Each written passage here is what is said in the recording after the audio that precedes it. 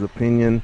He's a fan. He's been watching combat sports for many years, so he can use, his experience of listening to other color commentators in boxing and MMA to form that opinion. That's fine.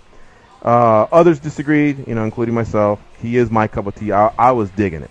I understand what he was saying, but I thought DC was bringing it with a lot of, when he was talking about the tactics, how to get out of a certain situation, and he needs an underhook so that he can execute a sweep from the bottom, and this is what a fighter's thinking. I like what the corner was saying. I mean, there was some things that I thought way, made up for it. Anyway, I go ahead and this is what I wrote on Facebook, on the combat chat. I wrote, Rogan never fought. Florian sounds like John Anik. Stan is too dry. Cruz talks over others. DC's having too much fun. I've heard them all, so I'm asking Junkie Nation, who is your preferred choice as a color commentator for the UFC once Rogan walks away from the sport? Mm-hmm. And I'm talking basically mostly about the pay-per-views and the big Fox cards. So, and then I wrote, let's just stick to a two-man booth for this question. You guys want to hear some of the replies that I got? Yeah, I saw the post, but I didn't get into a lot of the replies. Go ahead. John Hooper Reigns writes, how about a two-woman booth? Oh, you must love that, Gigi. Yeah, so that was the first one. Luckily, Tony Clark comes back with Cruz and Anik. Perfect. That's what I was looking for, an answer. Jason Lackey starts to give me faith in Junkie Nation. All right, cool. Brandon from Louisville says, it would have been Stan, but since he's moved on, I like either Ken Flo or Dan Hardy. And that makes sense. I don't have to put it together. I don't have to hear Ken Flo and Anik or Dan Hardy and Anik, because I can put two and two together. So I hear that. Cool. Then Jared Smith comes in and he says, Junie Browning. Now, Jared Smith was the guy that checked John Hooper Reigns and said, hey, let's be serious for a minute. And I thought he was really being serious, but I think he was being sarcastic, something, and all right, cool. And then, so there's some joking going around, but I guess at that moment I was really looking for some answers. Aaron Menard says he likes Dan Hardy and John Gooden. Now, that's not a bad answer, except George Gonzalez, little GG, says they would never have two English guys do the pay-per-views. And I have to agree with him. Now, that I didn't go so far as to say all that, but regardless, we're progressing, right? We're going through, and the questions being answered. Aaron, of course, defends himself and says the question was, who would you prefer? He says, I prefer an English commentary team. All right, nice, whatever. So we're progressing here. Little GG says, Anik and DC, he can't stand Cruz. John Hooper Reigns comes back with John Gooden and John Wilkes Booth. That's who he wants. That's followed by Billy McDonald, who feels like Don Fry should fill in when Joe Rogan retires and sit in and do the commentary with John Anik. Now, I love me some Don Fry, right, but Don Fry is comedic relief on a segment on the radio, or he should have his own podcast. He was one hell of a tremendous fighter, but is he really the future commentator for the UFC? I mean, whatever. He says it would be epic. Sure, it'd be epic if he sat in for a fight. But other than that, I don't know that that's realistic. I don't know, man. So I don't know if I'm getting old, or I don't know if I'm frustrated because I can't bend one of my legs, or I can't get out. But I swear to God, at that point, dude, I almost wanted to just delete Facebook. Because I put up with so much buffoonery between Trump bullshit and, everybody fucking me up with the Niners and everything else that goes on. I just thought for once, I go, let me go to a hardcore audience and ask them a hardcore question. And this thing started blowing up in my face. Jason Ford says, good job, Junkie Nation. None of you actually really did what GG asked for. Yeah. I mean, a few of them did, but half of them didn't. Except Billy McDonald says, bullshit, I gave him one of the best color commentators ever, blah, blah, blah. So, I don't know. You know what? Out of all of them, that John Wilkes Booth and Billy McDonald, that's who I want to stun gun.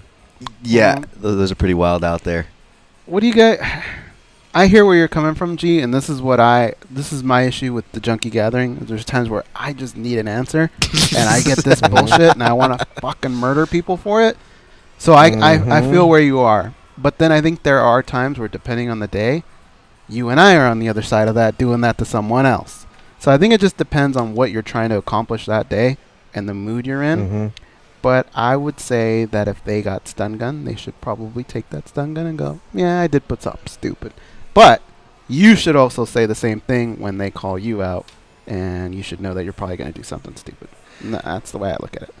Hey, you know, I will. I'm an entertainer, though. I'm an entertainer. I'm there to entertain on someone's thread and do that. These are listeners of the show. I believe Billy works in mobile phone industry or whatever. I'm not sure what John Wilkes Booth does other than groom a mustache, but I'm not sure what he does. But I don't think they're actual entertainers. So I want to hear. I consider them hardcore MMA fans, knowledgeable. I want to hear a knowledgeable answer. I don't want to be entertained by them. I can see that. I'm not sure who you said it was. Sammy Perez who didn't like the DC thing, but did you guys notice that? They moved away from using the Goldie voice. For the "it's all over." They're getting more annex in there in the promos. Mm-hmm. But I don't know if you guys noticed the usual one-on-one camera promo where it's Joe Rogan talking about the matchup, right? They actually had DC do this last one. Did anybody else catch that? I wonder if that's something they're going to do moving forward because whether I like his post-fight interview too. Yeah, whether you like DC or not, he's good at that. Exactly. Going back to it, I mean, I wouldn't debate Sammy over it. It's his opinion. I respect it. Right. But I think DC brings a lot to it. Sure, can he curb his enthusiasm?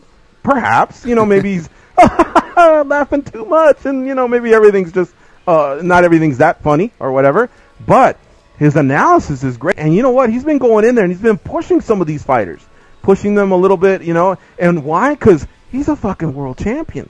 So a lot of these guys respect him. They know he's just doing his job.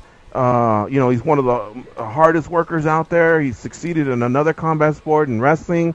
So I don't know. I really, really have enjoyed the interviews that he's done inside the cage.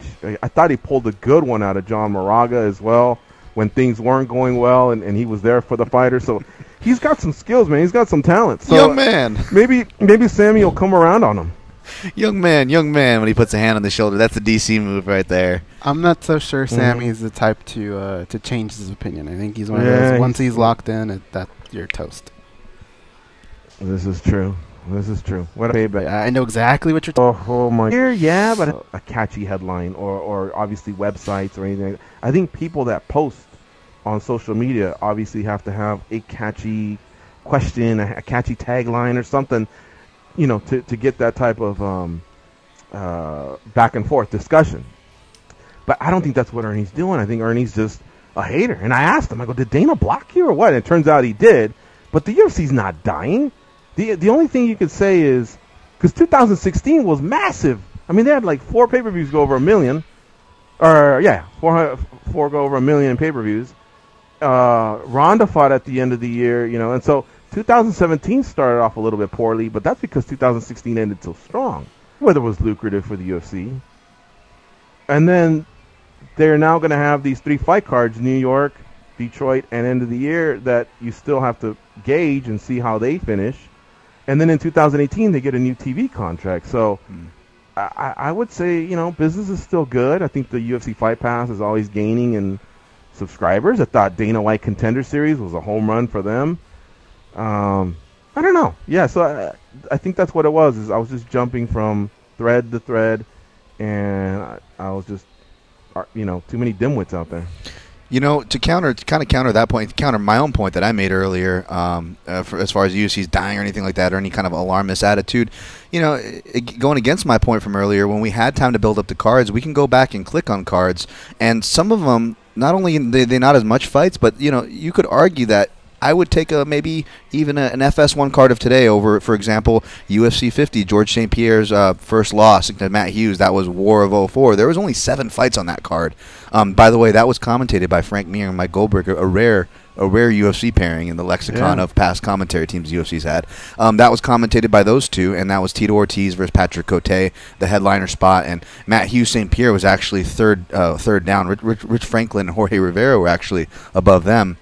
And, there were only 7 Frank Trigg versus Renato Verissimos on that card, Evan Tanner versus Robbie Lawler, Ivan Saliveri versus Tony Fricklin, and lastly, Travis Lutter versus Marvin Eastman. But that was it, So would you guys prefer not that the UFC is going to go back to that model, but you know what I'm saying? Like, there's an argument to be had there. I like having that one steady team. I like one pay-per-view a month.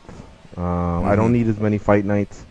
I probably get, the finales. You know what? Just settle it on the fucking show on a Wednesday night. That's fine. I don't think we need to waste 2 coaches there or anything like that. So all I want him to do is just trim a little bit of the fat. I like the big Fox cards. Yep. But I think it's just a couple fight nights and the finales that I'm not good with. All right, we got to take a break because we got to talk to Ilima MacFarlane. She should be calling in soon. You're listening to MMA Junkie Radio on Sirius 67 Rush 93. Stay close. We'll be right back.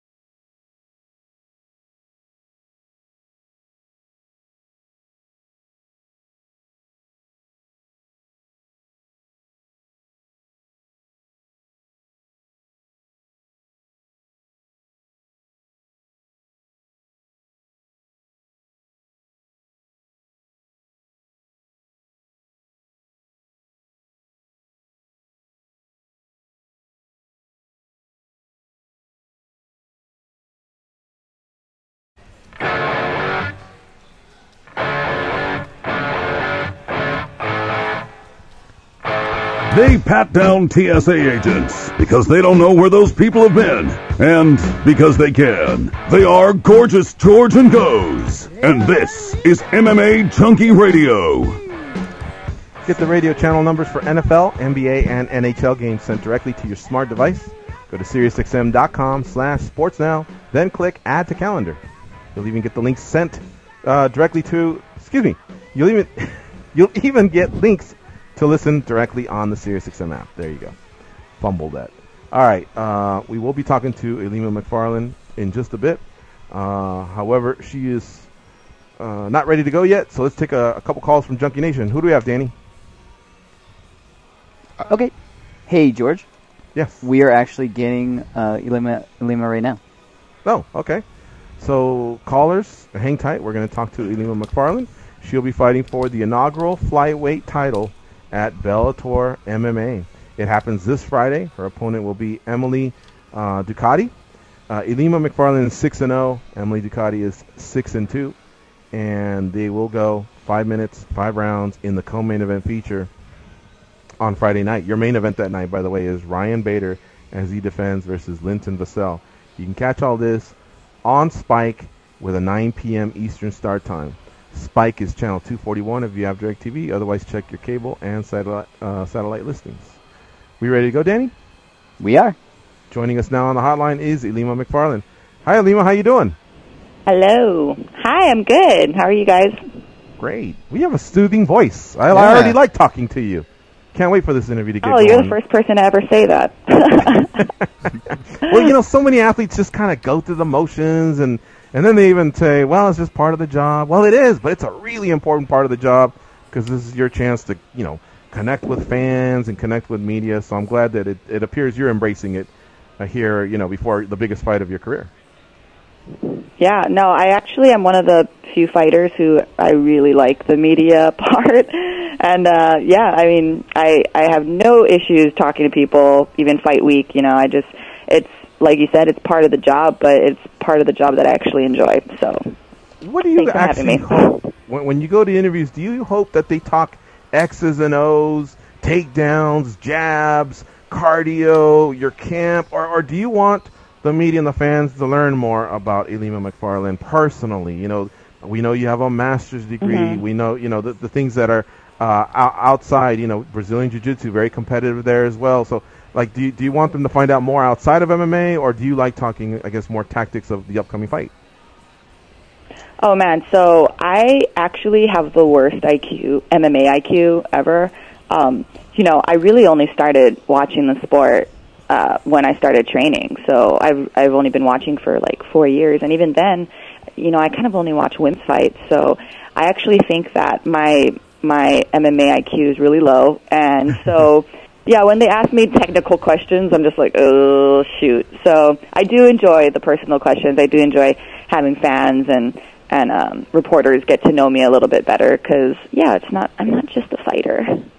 Okay. There's more to me. but I do want to follow up on something. So you just don't get into the male side of it? Like Bader and Vassell, you won't be running back to see who wins the main event?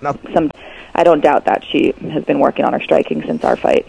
Gotcha. Alima, I just have 2 questions for you. For one, you're born in the same place as me, Honolulu, Hawaii, so I appreciate the studies. What's up? Yeah, what's up? And I love history myself, so double points there. But my question is about your base and where you're from. You kind of, gave a nod with your wrestling there. But, did you start, your martial arts training, wrestling in Hawaii, or was that not till you moved to San Diego and California? Yeah, so I was born and raised in Hawaii, and I actually wrestled for my alma mater, Punahou. And so, yeah, I've been wrestling since about third, fourth grade, wrestled through high school, and I stopped once I graduated and came up here to San Diego to attend college, and that's when, once I finished my bachelor's and I had a summer off, then that's when I decided to join an MMA gym. But up until then, it's funny, I tell everybody that I'm a private school girl. My dad was a teacher at the school, and they had a zero tolerance policy for violence. Yep. So even if you got into a fight off campus, and they found out about it, you would still get expelled. So I literally never threw a punch my entire life.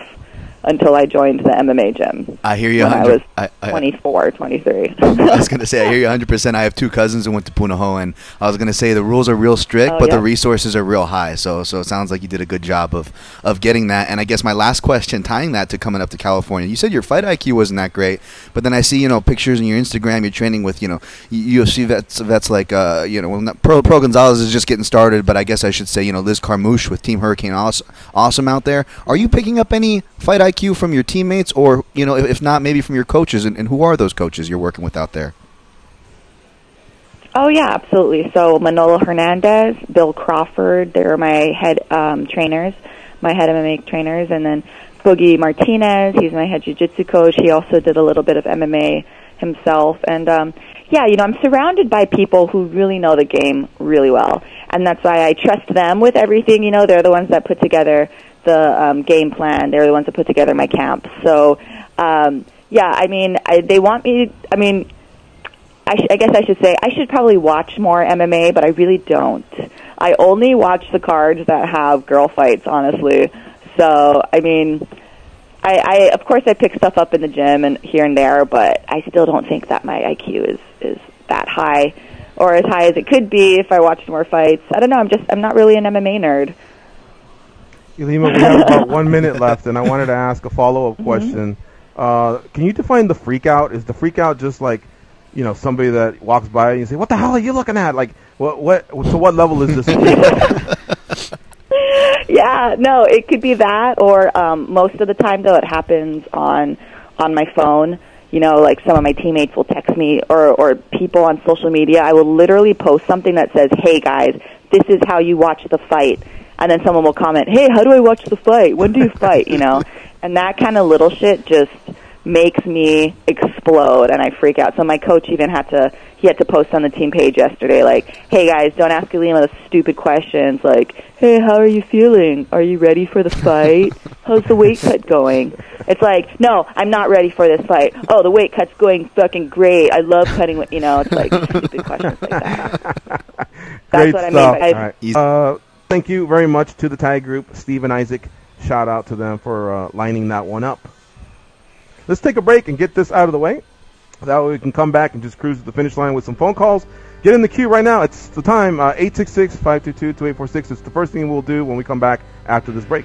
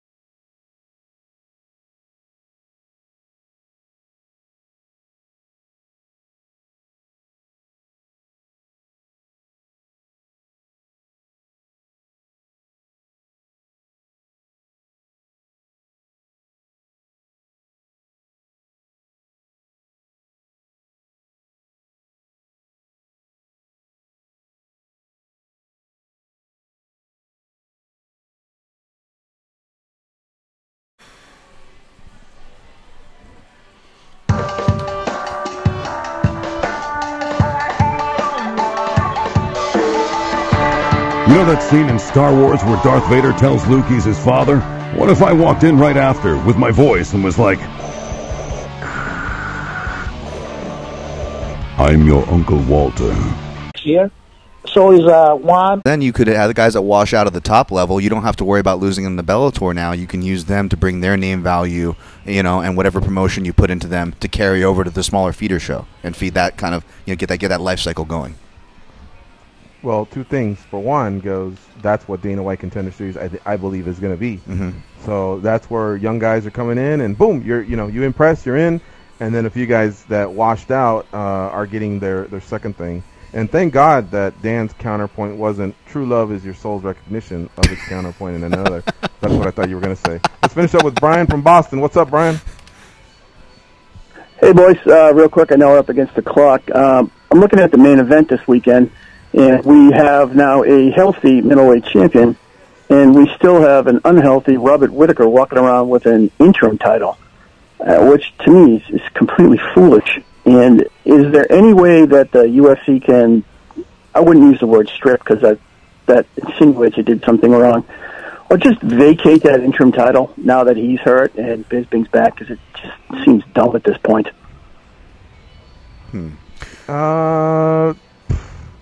I suppose, but I think when it comes time to selling it, that'll be a strong point of theirs. Oh my God, they're unifying, you know, and Bisping will say that's a fake title, and I mean, it's not for you and I, the hardcore. It's just for that casual person that picks up the Perth News or the Perth Gazette or whatever paper they have out there and go, look, it's champion versus champion. We got to get it.